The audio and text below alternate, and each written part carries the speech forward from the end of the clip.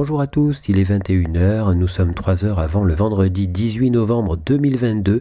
On va étudier le contexte graphique des marchés financiers avec les figures chartistes du moment, figures que vous pouvez étudier gratuitement dans nos deux formations gratuites, la formation débutant et la formation confirmée sur notre site internet arttrade.com. On commence avec le TH/USD en H1 où l'on est coincé dans un canal parallèle baissier. Si ce canal parallèle cassé à la hausse, eh bien on aurait affaire à un drapeau. On hésite toujours non loin de cette ligne jaune qui est le plus bas d'après cassure de l'épaule tête-épaule. Si on franchissait ce niveau sensible, eh bien on pourrait s'orienter sur l'objectif H de l'épaule tête-épaule. On s'aperçoit qu'on est dans un canal parallèle avec la parallèle à la résistance qui trouve un point de point même s'il y a des incursions. On pourrait donc osciller au sein de ce canal parallèle. En H4, on a toujours le triangle symétrique qui lui donne des objectifs baissiers. Sur le BTC-USD, on a cassé tout récemment un drapeau et on a donc des objectifs chartistes haussiers. En H4, on voit une hésitation autour du demi-objectif H du biseau d'élargissement ascendant angle droit. Pour autant, cette figure a toujours un objectif chartiste baissier, tout comme l'épaule tête-épaule qui a des objectifs chartistes baissiers, ainsi que le drapeau. Sur le LTC-USD, on a réussi à franchir plus durablement le plus haut d'après cassure. On est pris appui entre-temps sur le drapeau et on s'oriente vers le demi-objectif H et le plus haut du drapeau. En H4, on a toujours ce triangle symétrique qui résiste.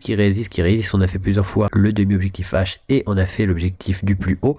On est revenu très proche du niveau d'invalidation et celui-ci résiste toujours, on n'a pas touché et on pourrait très bien revenir sur le demi-objectif H. En H4, on s'aperçoit qu'on est dans un élargissement symétrique, on a fait une fausse cassure dessus, mais regardez, il y a une faiblesse pour la baisse effectivement puisqu'on a rebondi avant de revenir sur le support de l'élargissement symétrique. Toutefois, il n'est pas impossible de redescendre pour aller sur ce support. On a trouvé le petit drapeau qui lui donne des objectifs haussiers pour revenir un peu plus proche de la résistance. Donc on verra peut-être qu'on pourra avoir une recassure haussière finalement par la suite. Sur le marché du gold, on a pris appui sous le demi-objectif H du double bottom avant un repli. Mais on a toujours les objectifs chartistes haussiers de la configuration. L'obstacle de la ligne bleue est à surveiller. En weekly, on a bien réintégré le dessus de la ligne du coup du double top depuis que l'on a eu du mal à franchir le plus bas d'après cassure de cette ligne du coup. Sur le silver, on fait un retour sur la ligne du coup de l'épaule tête-épaule inversée. À noter que l'on fait ce retour sur cette ligne après avoir eu des difficultés à franchir durablement l'obstacle. Cet obstacle, c'est le biseau d'élargissement ascendant angle droit qui laisse la possibilité à un simple pullback sur et aux abords de la figure pour repartir vers l'objectif H. Sur le WTI, on est toujours au sein du canal parallèle qui a vu une fausse cassure en biseau vert par-dessous et on arrive sur un niveau sensible ce plus bas. On pourrait très bien repartir à la baisse vers les objectifs chartistes du triangle rectangle. On avait d'ailleurs pris appui sur le plat de ce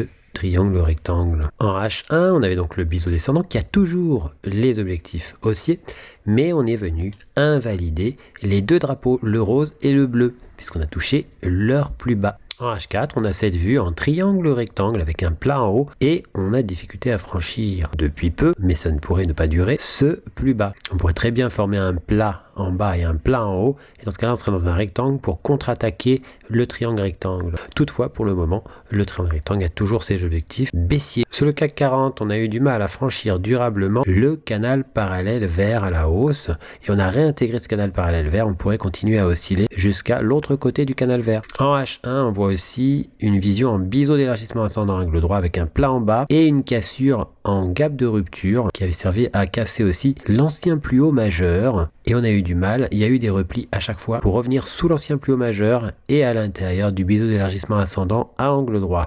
Il n'est pas impossible de revenir carrément de l'autre côté de cette configuration sur le plat donc. En H4, on s'aperçoit que l'on bute autour de ce plus haut qui est un objectif chartiste du canal parallèle. Sur le marché du DAX, on a toujours le double top, on a cassé ce double top, fait le demi-objectif H, on était revenu à l'intérieur à plusieurs reprises pour refaire le demi-objectif H, on est venu réintégrer le dessus de la ligne du coup du double top. Pour autant, la configuration n'est pas invalidée. En daily, on a toujours ce biseau descendant qui donne son plus haut comme objectif. Sur le marché du FTSE, l'indice anglais avait vu l'objectif du drapeau frôler avant de former un triangle symétrique qui a cassé à la baisse. On a fait un pullback sur ce triangle symétrique, mais regardez, on est venu rebondir et avoir des difficultés à franchir durablement le plus bas d'après cassure du triangle symétrique. Et on a donc rebondi au-dessus de la ligne du coup de l'épaule tête épaule qui avait cassé ici. Il faudrait une recassure de la ligne du coup de l'épaule tête-épaule pour envisager une orientation vers l'objectif H. Sur l'US 30, on a toujours le triangle rectangle, on est venu toucher son objectif du plus bas.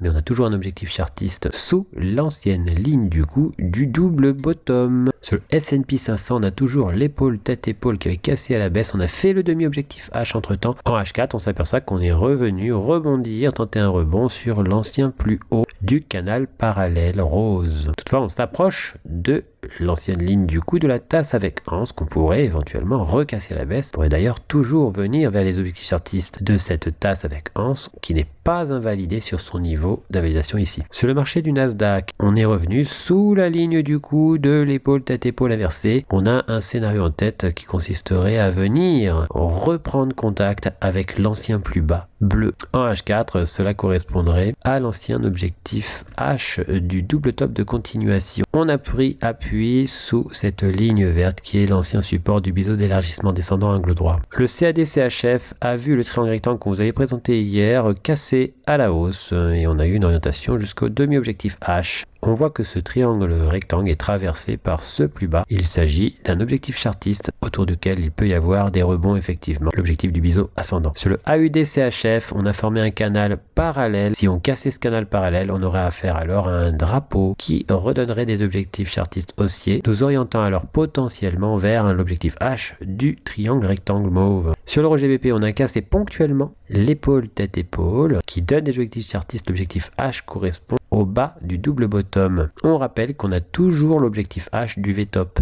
Sur l'euro CAD en H4, on note une fébrilité puisqu'on a eu du mal à franchir ce plus haut qui est le plus haut d'après cassure. Suite au rebond sur la ligne du coup du double bottom, on n'a pas réussi à le refranchir. Sur le USD-JPY, on a eu du mal à franchir durablement le plus bas d'après cassure de la tasse avec anse et on est de retour sur la ligne du coup. Sur le USD-CAD, on a fait le demi-objectif H de l'épaule tête-épaule.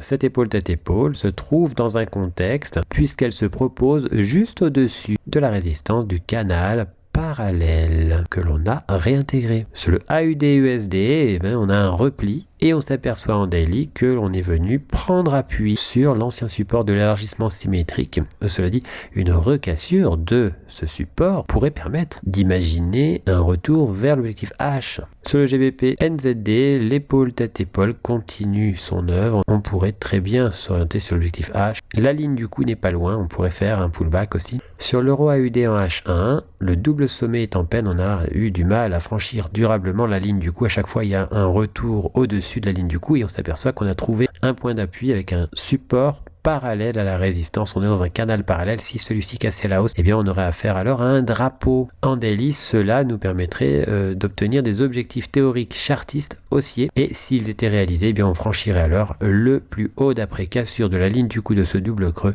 On avait du mal à le franchir une première fois. Sur le AUD-JPY, on a toujours ce triangle rectangle qui donne un objectif chartiste baissier. En H1, on a aussi la tasse avec anse, mais on est toujours sous la ligne du coup, coincé entre la ligne du coup et le niveau d'invalidation. En H4, on s'aperçoit qu'on a pris appui à plusieurs reprises sur le drapeau mauve, mais ça prend un petit peu de temps, ça hésite à vraiment décoller pour aller vers les objectifs chartistes du drapeau. Il n'est pas impossible de former une épaule tête-épaule avec la ligne du cou ici et la ligne des épaules ici qui est reconnue à droite et à gauche.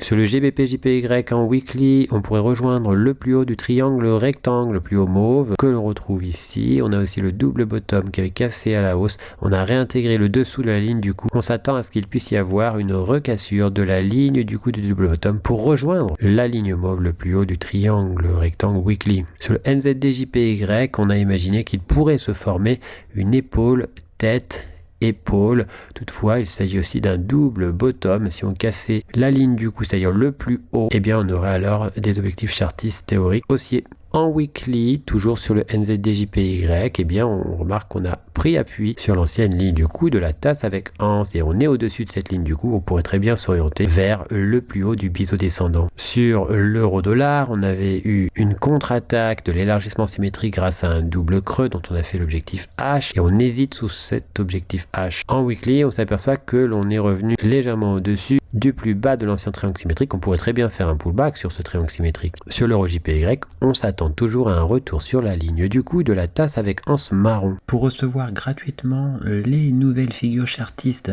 en notification, vous allez sur le site internet, vous cliquez sur Analyse VIP. Une fois que vous êtes sur Analyse VIP, vous cliquez sur S'abonner et puis vous n'aurez plus qu'à vous inscrire. Ici, vous mettez un mail, un mot de passe, vous indiquez que vous n'êtes pas un robot et vous mettez s'inscrire. Vous serez alors abonné, vous recevrez toutes les notifications des nouvelles figures trouvées, que ce soit les figures chartistes ou les figures harmoniques. Figures que vous pouvez étudier gratuitement dans nos 2 formations gratuites, le niveau débutant et le niveau confirmé. On a encore 3 autres niveaux qui eux sont payants. En cliquant sur figures chartistes, vous arrivez sur la liste des figures chartistes du moment que l'on a posté. Vous retrouvez aussi les vidéos concernant les analyses chartistes du moment. N'hésitez pas à venir aussi nous découvrir sur notre blog, tout en haut ici blog. Vous y trouverez nos derniers posts, les défis Hard Trade ainsi que toutes les nouvelles Hard Trade. À bientôt sur notre site hardtrade.com.